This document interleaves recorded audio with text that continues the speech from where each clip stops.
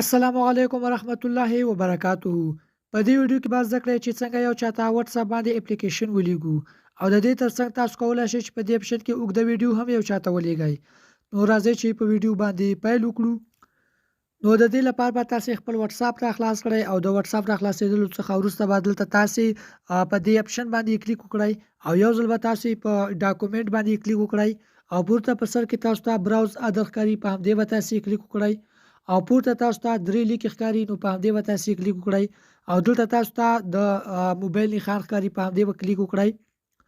نو دلته نو ملګرو یو چاته اوږده ویډیو یا آډیو تاسې په واتس اپ کې نشئ لېږلی، خو د دې اپشن په کارولو سره تاسو کولی شئ چې یو چاته اوږده ویډیو یا آډیو هم ولېږئ او اپلیکیشن هم لیږلی کېږي.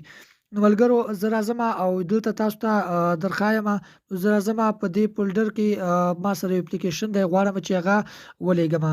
د انځور ایډیټ په نامه کوم اي پي کې فایل یعنې کوم اپلیکیشن چې دی غواړم چې دا یو چاته ولېږم. نو زه په همدې باندې کلیک کومه او دلته تاسو نه د واتس اپ یو کوډ غواړي، هغه کوډ ورکړئ او دلته تاسو په لیږلو باندې کلیک کړئ. دلته تاسو ته ښکاري چې اي پي کې یعنې د انځور ایډیټ کوم اپلیکیشن چې دی هغه موږ دې نفر ته ورسینډ کړ. زه یو ځل بیا په همدې باندې کلیک کومه. نو دلته تاسې د اوږده ویډیو یا آډیو هم تاسو لیږلی شئ. نو زه په ویډیوز باندې کلیک کومه. دلته تاسو ته ښکاري، دلته به تاسو ته ټولې ویډیوګانې راواړوي.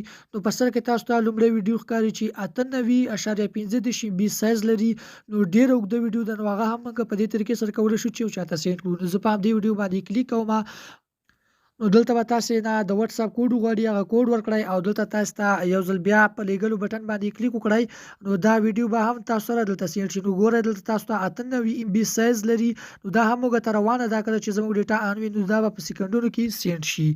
همدارنګه آډیو هم اوږده آډیو هم تاسو په دې طریقې سره یو چاته لیږلی شئ. نو میلاویږو په نورو ښکلو ویډیوګانو کې. تر بلې ویډیو مو په پاک بخښونکي رب باندې سپارمه. د خدای په امان.